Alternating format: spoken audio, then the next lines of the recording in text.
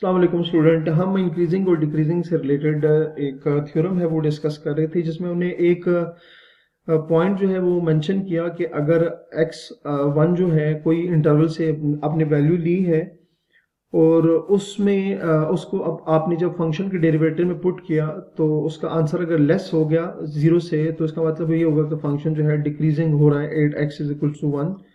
उसी तरह second point है कि इफ अगर आपने वैल्यू पुट की और आंसर आ गया जीरो, तो इसका मतलब ये हुआ कि f is neither increasing, f is neither increasing nor decreasing. ठीक है, कि इसमें ना तो f जो होगा वो इंक्रीज हो रहा होगा ना डिक्रीज हो रहा होगा at x is equals to one. Third जो पॉइंट है कि अगर आपने डेरिवेटिव में x1 की वैल्यू पुट की और आंसर जो है जीरो से ग्रेटर आ गया, तो इसका मतलब ये होगा कि f जो है वो क्या कर रहा है, इंक्रीजिंग या इंक्रीज हो रहा है at x is equals to one पर। ठीक है, तो थ्योरम जो थी ना ये, उसको हमने थोड़ा सा और आसान करके आसान अल्फाज में लिख दिया कि अब ये तीन कंडीशन होंगी जिससे हमने क्या करना है, किसी फंक्शन के इंक्रीजिंग और डिक्रीजिंग का बताना होगा। ठीक है, अब आ जाते हैं एग्जाम्पल पे। एग्जाम्पल में हमारे पास सिंपल क्या है, उस एग्जाम्पल में ना हम दोनों चीज़ें देखेंगे उसको, एक तो सॉल्व करके भी देखेंगे और दूसरी जो बात है वो हम ग्राफ के थ्रू भी उसको देख लेंगे कि वो ग्राफ के थ्रू किस तरह से हमें इंक्रीजिंग और डिक्रीजिंग का आइडिया हो सकता है। लेट्स से हमारे पास है 4x माइनस एक्स स्क्वायर, ये हमारे पास एक फंक्शन है और हम इस फंक्शन को देखना चाह रहे हैं कि ये कब इंक्रीज कर रहा है और कब डिक्रीज कर रहा है और किस पॉइंट पर ना तो इंक्रीजिंग है और ना तो डिक्रीजिंग है। तो हम बेसिकली ये देखेंगे इसमें। अच्छा, अब ग्राफ के लिए आपको टेबल चाहिए होता है। अब आपको इतना आइडिया तो हो गया है कि बार बार हम ग्राफ को बनाने के लिए हमें टेबल चाहिए होता है। तो यहाँ से y की वैल्यू आ जाएगी क्योंकि y जो है f ऑफ x की इक्वल होता है और f ऑफ x जो है वो है 4x माइनस एक्स स्क्वायर की इक्वल है। ठीक है, अच्छा अब हम वैल्यूज पुट करते हैं, कुछ नेगेटिव पुट कर देते हैं, कुछ जो है पॉजिटिव पुट कर देते हैं। तो लेट से इस x की जगह मैं सबसे पहली जो वैल्यू पुट करूँ वो माइनस वन है, x जो है माइनस वन। तो माइनस वन पुट करने से स्टूडेंट ये आप देख सकते हैं minus one minus minus one का स्क्वायर सिंप्लीफाई करेंगे माइनस फोर माइनस वन, तो आंसर क्या आ जाएगा माइनस फाइव। पहली वैल्यू आ गई है माइनस फाइव। अच्छा, x की जगह जीरो पुट करेंगे तो x की जगह जीरो पुट करने से y भी जीरो आएगा।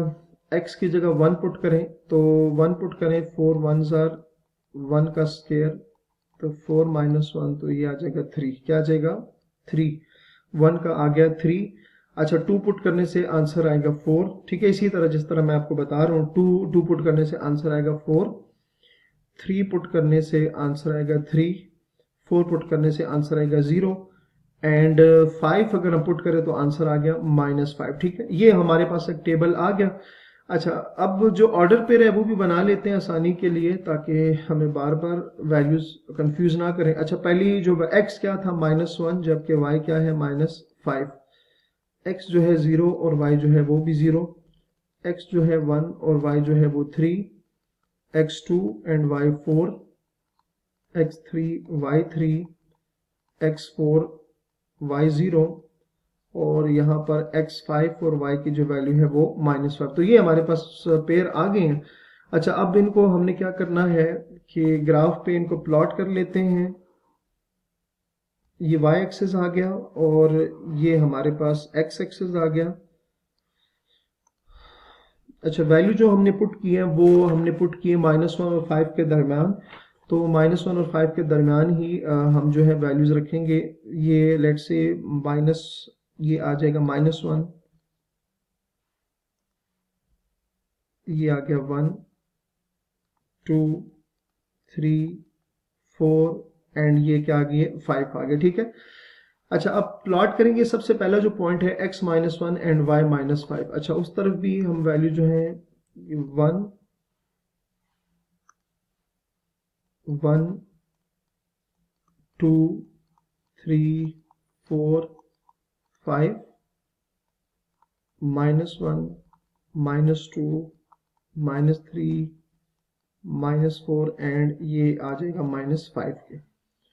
अच्छा जी, पहला जो पॉइंट है वो है हमारे पास -1, x -1 and y -5, x -1 and y -5, तो ये पॉइंट बनेगा x -1 एंड y -5। दूसरा पॉइंट है x0 y0, तो ये वाला पॉइंट होगा x0 एंड y0।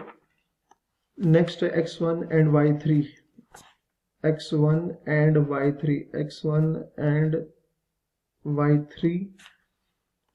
अच्छा जी, x2 and y4, x2 and y4।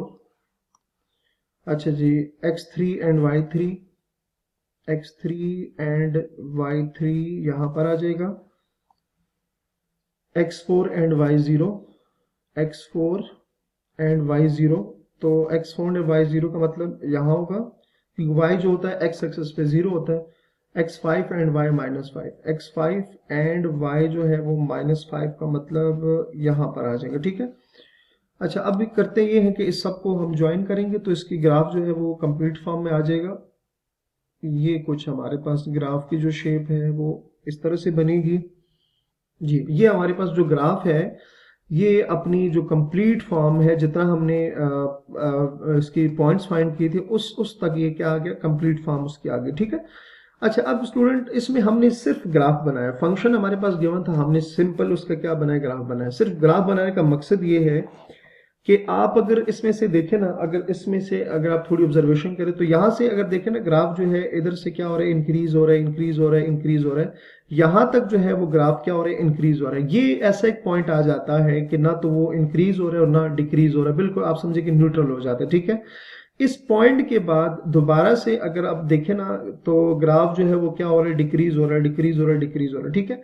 तो आप अगर देखें तो -1 से लेकर आपके पास 2 तक, -1 से लेकर 2 तक आपके पास जो ग्राफ है वो इंक्रीज हो रहा है। 2 पर ना तो इंक्रीज हो रहा है ना डिक्रीज हो रहा है, और 2 से लेकर इन्फिनिटी तक, ठीक है। आप इस चलें इसको इन्फिनिटी कह लें, क्योंकि ये अभी चलता जा रहा है ना, आप देख सकते हैं कि वो क्या हो रहा है, इन्फिनिटी तक चलते जा रहे हैं। तो दो चीजें होंगी कि माइनस देखें यहाँ से, अगर आप देखें ना माइनस इन्फिनिटी से होता हुआ आ रहा है, तो माइनस इन्फिनिटी से 2 तक वो इंक्रीज हो रहे हैं, और 2 से लेकर पॉजिटिव इन्फिनिटी तक वो क्या हो रहा है, डिक्रीज हो रहा है। तो नेक्स्ट हम इंशाल्लाह इधर से कंटिन्यू करेंगे। अपना बहुत सारा ख्याल रखिएगा। अल्लाह हाफिज।